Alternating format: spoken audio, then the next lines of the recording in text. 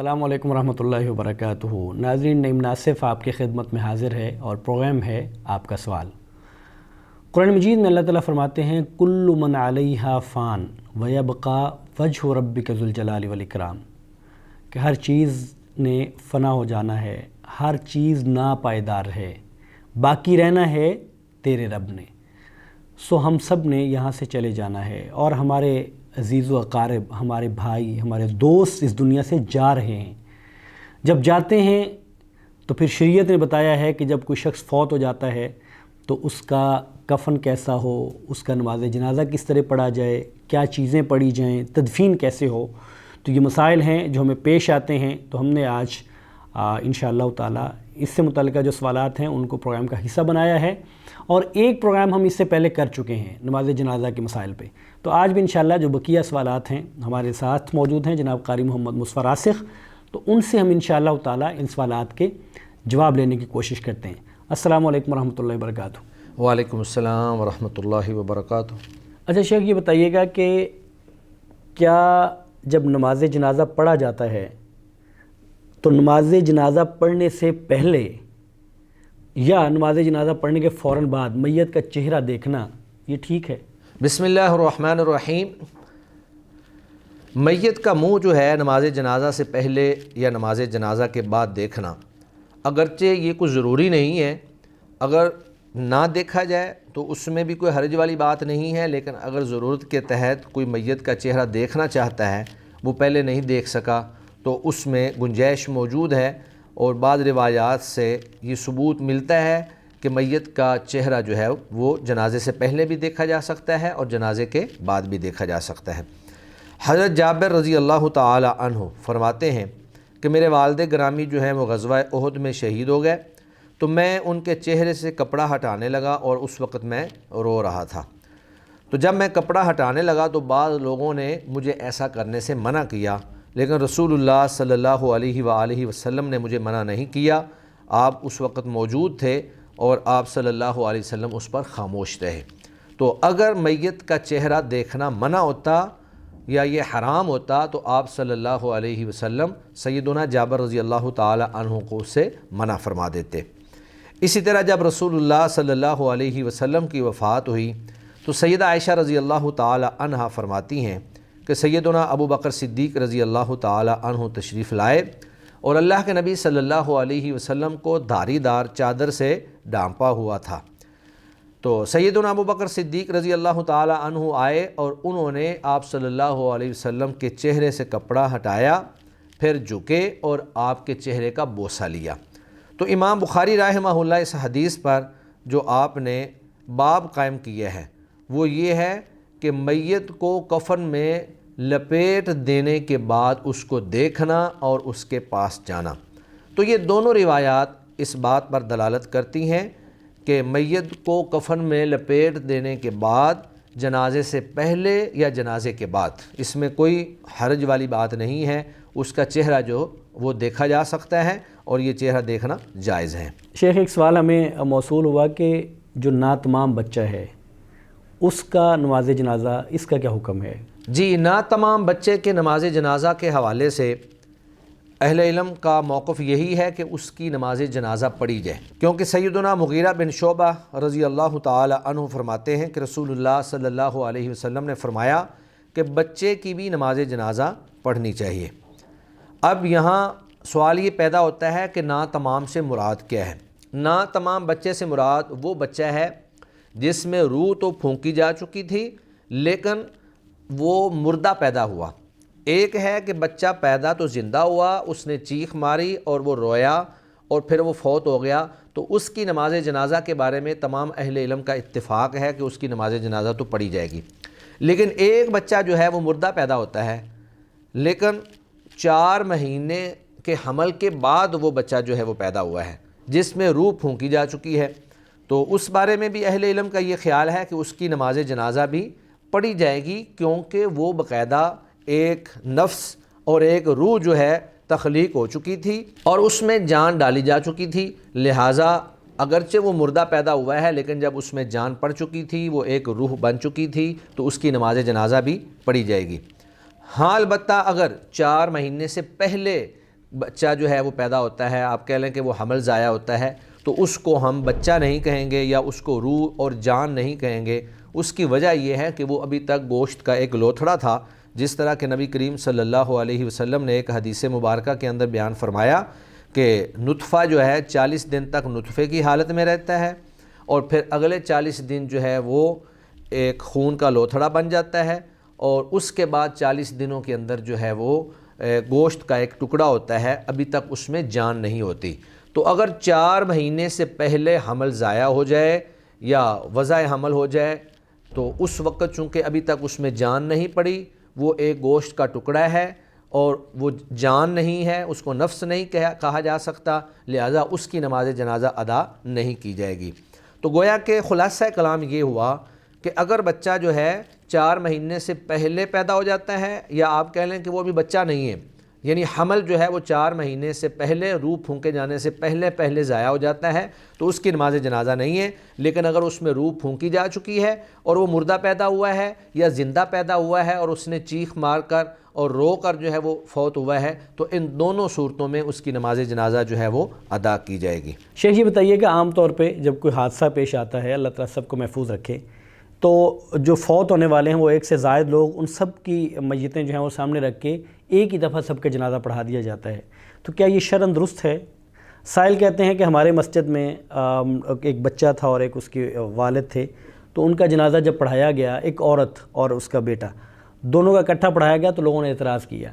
تو کیا یہ اعتراض بجا ہے کہ 2 لوگوں کا ایک ہی جنازہ نہیں ہو سکتا یا اکٹھا جنازہ نہیں ہو سکتا؟ ایک ہی وقت میں کئی میتوں کی نماز جنازہ اکٹھے پڑھنا بالکل درست ہے، اور اس میں حرج والی کوئی بات نہیں ہے۔ بے شک اس میں عورتیں اور مرد دونوں طرح کی میتیں موجود ہوں، بچے بھی بے شک اس میں موجود ہوں، بس اس میں کیا یہ جائے گا کہ میتوں کو اس انداز میں رکھا جائے گا کہ امام جو ہے وہ مرد میت کے سر کے برابر ہو اور عورت میت جو ہے اس کے درمیان میں آ جائے۔ اس کی دلیل حارث بن نوفل کے آزاد کردہ غلام حضرت عمار رضی اللہ تعالی عنہ کی روایت ہے۔ وہ فرماتے ہیں کہ ام کلثوم اور ان کے بیٹے کے جنازہ میں موجود تھا۔ بچے کو امام کی جانب پہلے رکھا گیا اور عورت کو جو ہے قبلہ کی طرف آگے رکھا گیا، پھر ان دونوں کا نماز جنازہ پڑھایا گیا۔ اور مجھے یہ بات بڑی عجیب سی لگی کہ میت جو ہے عورت اور مرد دونوں کو اکٹھا رکھ کے ان کی نماز جنازہ پڑھائی گئی ہے۔ فرماتے ہیں کہ اس نماز جنازہ میں حضرت عبداللہ بن عباس، ابو سعید خدری، ابو قتادہ اور سیدنا ابو ہریرہ رضی اللہ عنہم، یہ صحابہ کرام بھی اس جنازے میں شریک تھے۔ تو میں نے ان سے دریافت کیا کہ کیا یہ عورت اور مرد دونوں کی اکٹھی نماز جنازہ جو ہے یہ کیا طریقہ درست ہے؟ تو انہوں نے کہا کہ حاضہ سنہ، یہ سنت طریقہ ہے، اس طرح نماز جنازہ جو ہے وہ پڑھائی جا سکتی ہے۔ اسی طرح حضرت عبداللہ بن عمر رضی اللہ تعالی عنہ سے ایک روایت ہے کہ انہوں نے کئی میتوں کی اکٹھی جو ہے وہ نماز جنازہ پڑھائی، اور مردوں کو امام کے قریب رکھا گیا اور عورتوں کو قبلہ کے قریب جو ہے وہ رکھا گیا۔ تو یہ دونوں روایات اور اس طرح کی دیگر روایات جو ہیں ان سے یہ بات ثابت ہوتی ہے کہ ایک ہی وقت میں کئی میتوں کی نماز جنازہ اکٹھی پڑھائی جا سکتی ہے، بے شک اس میں ساری میتیں جو ہیں وہ مرد ہوں یا ساری عورتیں ہوں یا مرد اور عورتیں اکٹھی ہوں۔ اگر مرد اور عورتیں دونوں طرح کی میتیں موجود ہیں تو مرد میت جو ہے اس کو امام کے قریب رکھا جائے گا، جبکہ عورت کی میت کو جو ہے اس کو قبلہ رخ یعنی امام سے دور اور قبلہ کی جانب اس کو رکھا جائے گا۔ اچھا شیخ یہ بتائیے گا کہ جب نماز جنازہ پڑھایا جاتا ہے تو امام صاحب کے کھڑے ہونے کی جگہ کون سی ہے؟ وہ سینٹر میں کھڑے ہوں گے یا وہ چہرے کی طرف کھڑے ہوں گے؟ وہ کہاں کھڑے ہوں گے؟ جی، مرد اور عورت کی میت کے سامنے کھڑے ہونے کے اعتبار سے جگہ کا فرق ہے۔ اگر کوئی میت مرد کی ہے تو اس کے سر کے پاس امام کھڑا ہو کر نماز جنازہ پڑھائے گا، اور اگر عورت کی ہے تو عورت کے درمیان میں کھڑے ہو کر جو ہے نماز جنازہ پڑھائے گا۔ اس کی دلیل سیدنا انس رضی اللہ تعالیٰ عنہ کی روایت ہے، فرماتے ہیں کہ انہوں نے ایک شخص کی نماز جنازہ پڑھائی اور ان کے سر کے پاس کھڑے ہو کر انہوں نے نماز جنازہ پڑھائی۔ جب اسے اٹھا لیا گیا تو پھر ایک عورت کا جنازہ لایا گیا، تو حضرت انس رضی اللہ تعالی عنہ اس کے درمیان میں کھڑے ہو کر آپ نے نماز جنازہ پڑھائی۔ تو کسی نے آپ سے دریافت کیا کہ کیا رسول اللہ صلی اللہ علیہ وآلہ وسلم بھی اسی طرح کھڑے ہوا کرتے تھے، یعنی مرد کے سر کے پاس اور عورت کے وسط میں، درمیان میں؟ تو آپ رضی اللہ تعالی عنہ نے کہا کہ ہاں، اللہ کے نبی ایسے ہی کھڑے ہوتے تھے۔ اگر مرد کا جنازہ ہوتا تھا تو اس کے سر کے پاس کھڑے ہوتے تھے، اور اگر عورت کا جنازہ ہوتا تھا تو اس کے درمیان میں کھڑے ہوتے تھے۔ اسی طرح حضرت سمرہ بن جندب رضی اللہ تعالی عنہ سے روایت ہے، فرماتے ہیں کہ میں نے رسول اللہ صلی اللہ علیہ وسلم کے پیچھے ایک عورت کا نماز جنازہ پڑھا جو حالت نفاس میں فوت ہو گئی تھی، تو آپ صلی اللہ علیہ وسلم فقام فی وسطها، آپ صلی اللہ علیہ وسلم اس کے درمیان میں کھڑے ہوئے۔ تو یہ احادیث اور اس معنی میں دیگر کئی ایک روایات بھی موجود ہیں جن سے یہ بات ثابت ہوتی ہے کہ اگر مرد کی میت ہو تو امام اس کے سر کے پاس کھڑے ہو کر جنازہ پڑھائے گا، اور اگر عورت کی میت ہو تو امام اس کے درمیان میں کھڑے ہو کر نماز جنازہ پڑھائے گا۔ شیخ، سوال یہ ہے، اور یہ ہے تو سوال ایسا کہ ہمارے ہاں تو ہر جگہ پہ مساجد میں اعلان ہوتے ہیں، کوئی فوت ہو جاتا ہے لوگوں کو یہ خبر دینے کے لیے، تو سوال یہ ہے کہ کیا نماز جنازہ کا یا کسی فوت شدہ کا اعلان مسجد سے کرنا یہ درست ہے؟ جی، نماز جنازہ کا اعلان کرنا مسجد میں یہ بالکل درست ہے، اس میں کوئی حرج والی بات نہیں ہے، کیونکہ نماز جنازہ کا اعلان کرنے کا مقصد یہ ہوتا ہے کہ محلے کے لوگ، زیادہ سے زیادہ رشتہ دار، عزیز و اقارب، جاننے والے یا وہ احباب جن تک ابھی تک اطلاع نہیں پہنچی ہے، وہ سارے کے سارے جنازہ میں شریک ہو سکیں، اور زیادہ سے زیادہ لوگ جو ہیں وہ جنازہ پڑھ سکیں اور میت کے لیے دعا کر سکیں۔ نبی مکرم صلی اللہ علیہ وآلہ وسلم نے جب نجاشی فوت ہوا تھا تو اس کی وفات کی اطلاع صحابہ کرام رضوان اللہ علیہم اجمعین کو مسجد میں ہی دی تھی۔ تو اسی طرح رسول اللہ صلی اللہ علیہ وآلہ وسلم کے دور میں ایک عورت جو مسجد کی صفائی وغیرہ کیا کرتی تھی، وہ جب فوت ہو گئی تو اللہ کے نبی صلی اللہ علیہ وآلہ وسلم نے صحابہ سے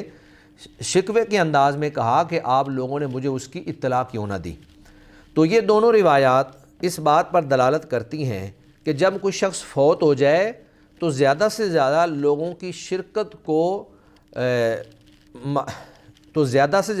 کی شرکت کو میسر کرنے کے لیے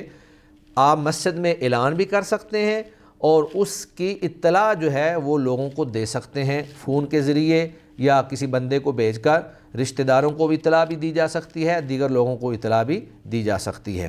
تو مسجد میں نماز جنازہ کا اعلان کرنا جو ہے وہ جنازے کے ان مقاصد کے تحت جائز ہے اور درست ہے، اور اس میں کوئی حرج والی بات نہیں ہے۔ اچھا، یہ بتائیے گا کہ جب جنازہ اٹھایا جاتا ہے تو میت کا چہرہ، اس کا رخ، یا یوں کہہ لیں کہ اس کے پاؤں جو ہیں اس کا رخ کس طرف ہونا چاہیے؟ ہمارے ہاں یہ مسئلہ رہتا ہے کہ میت کو اس طرح لے کے چلا جائے کہ اس کے جو پاؤں ہیں وہ قبلہ رو نہ ہوں، تو اس کے بارے میں فرمائیے گا۔ میت کو اٹھاتے وقت اس کی چارپائی کا رخ جو ہے وہ کس طرف ہونا چاہیے، یا میت کا سر جو ہے وہ کس طرف ہونا چاہیے، میت کا سر آگے ہو یا پیچھے کی طرف ہو یا قبلہ رخ ہو، اس حوالے سے کوئی صریح روایت یا حدیث جو ہے وہ میرے علم میں نہیں ہے۔ ہاں، البتہ مسلمانوں کا یہ عمل ہے کہ جب بھی وہ میت کو لے کر جاتے ہیں تو وہ میت کا جو سر ہے اس کو آگے کی طرف رکھتے ہیں۔ اس سلسلہ میں ایک ضعیف حدیث موجود ہے کہ بیت اللہ تمہارے زندہ اور مردہ دونوں کا قبلہ ہے۔ تو یہ بات تو ٹھیک ہے کہ بیت اللہ ہمارا قبلہ ہے، زندہ اور مردہ کے حوالے سے ضعیف حدیث ہونے کی وجہ سے اس کو ہم قابل حجت اور ضروری لازم قرار تو نہیں دیتے، لیکن بہتر یہی ہے کہ جب آپ چل رہے ہیں تو سر جو ہے وہ میت کا آگے کی طرف ہو اور پاؤں جو ہے وہ پیچھے کی طرف ہوں۔ ایک روایت کے اندر اللہ کے نبی صلی اللہ علیہ وسلم نے فرمایا کہ جب میت کو لے جایا جا رہا ہوتا ہے تو اگر تو وہ کسی نیک اور مومن بندے کی میت ہے تو وہ کہتی ہے کہ مجھے جلدی جلدی جو ہے وہ قبر کی طرف لے جاؤ، اور اگر وہ کسی برے کی ہوتی ہے تو وہ واویلا کرتی ہے اور وہ کہتی ہے کہ مجھے جلدی جلدی نہ لے کے جاؤ، مجھے وہاں پہ نہ لے کے جاؤ۔